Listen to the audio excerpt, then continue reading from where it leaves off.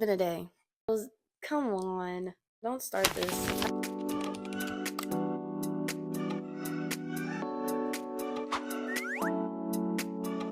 Hello, you guys. It is your big sister. Hello. Today, I have 2 tips for you to transform your life. I have my big sis tips. Our first one: you are not some big project that needs fixing. My girls on Instagram see my story, and one of the 2025 ends that I put was to stop viewing myself as a project that needs continuous improvement, analytics, and a whole team, you know what I'm saying, human being.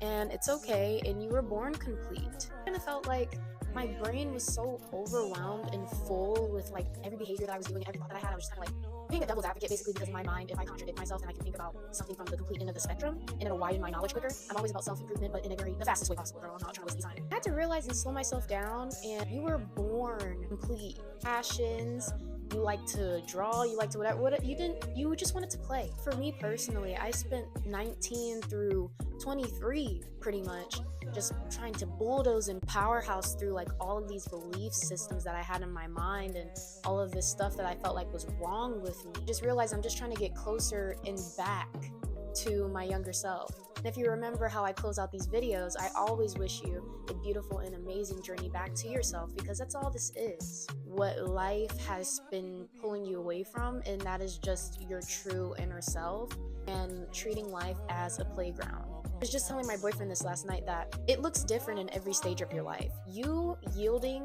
the result of the feeling of childlike play in life looks different at every stage of your life.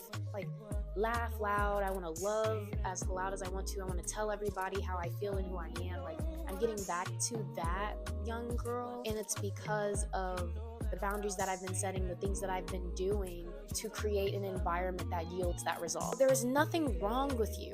There is nothing wrong with you right now. Are there things that you feel like you can implement in your life to, again, make you feel better? Time management, intentionality, accountability, having a good circle around you who holds you accountable. Like, all of these different things that you're doing in your life are in hopes of making you feel like there's nothing wrong with you. But there has never been anything wrong with you to begin with. Spend all your life learning yourself, putting things in place in your life to work with the kind of person that you are. That's what you're doing. That's why it's the journey and not the end goal. Because the end goal, it's non-existent, girlfriend. There is no end. Matter cannot be created nor destroyed. You don't change the kind of person that you are. It doesn't change. You just learn it. You observe it, and then you implement things to work with it.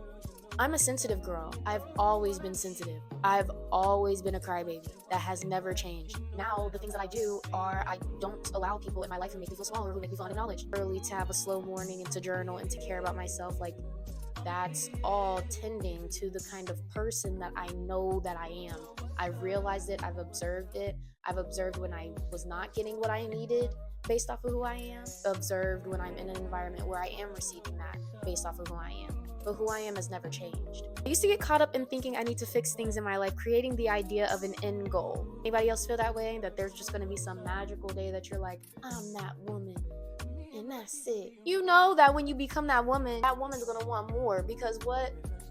That's the type of person you are. You want more all the time. We're not going to shame ourselves for wanting more. We're going to work with it. You will continue to be triggered. The only difference is now you know that about yourself, so you can work with who you are and where you are. Each step that you take, problems are piling up, responsibilities are piling up, but you know what else should be piling up? Self-soothing techniques, your relationship with your higher sources, your time management skills, discipline should be piling up, your boundary setting should be piling up too. You need to tend to yourself, girlfriend. You need to make sure that you're okay. Nothing else in your world works without you. You're not a project. You're not something that needs to be fixed. You're not a house that needs to be built.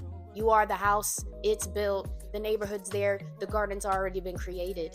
Okay? You just need to look around back of the house, see that you have a garden, and get your goddamn hose. Go to Lowe's and buy that hose to tend to the garden that you have at your house so it can blossom. Get to know yourself and work with yourself. Thank you. Next point. There is power in polarity. I heard this on TikTok. Oh, 2020, when you would look up like how to rebrand yourself or have a personal brand, first couple things that you would see, find your niche, find your niche, find your niche. You want people to be like, you know what? Hell yeah. Or, you know what? Hell no. That divides groups of people so quicker into two buckets of support and community, and those are just not your people. Life is short.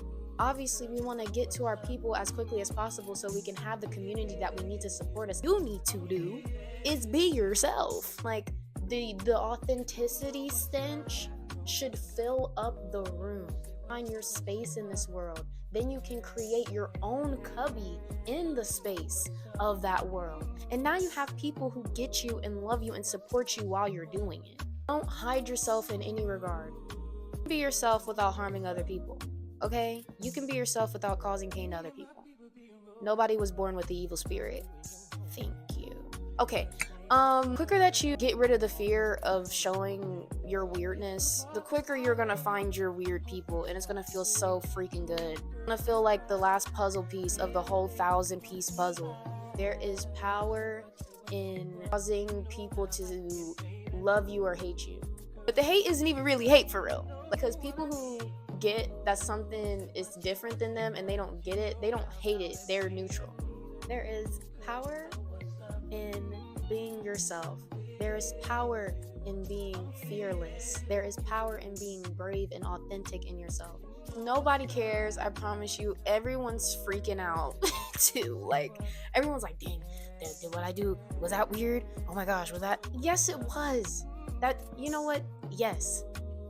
What you did was weird. And you know what, girlfriend? I love you for it. Do it again. Actually, you know what? Double it. Don't give it to the next person. Give it to me. And make it weirder. Not apologize for doing stuff. This world is huge, girlfriend.